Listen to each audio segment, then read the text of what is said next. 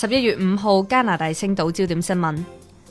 加拿大移民、難民及公民部周二公布，2026至28年全新移民水平計劃，未來3年每年會維持38萬個永久居民人數配額。針對救生艇計劃，移民部數字顯示，香港、烏克蘭同蘇丹呢3條特別通道，2026年將會有5800個配額。而27同28年就各有4000個。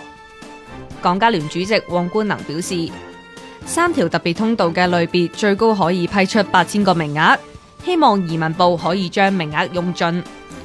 香港通道聯盟發言人威利就話，目前救生艇計劃嘅積壓個案超過2萬宗，但2026年嘅配額只有5800個，更加要同烏克蘭、蘇丹共同分配，仍然難以消化現有積壓嘅申請。下載加拿大星島應用程式，瀏覽更多新聞。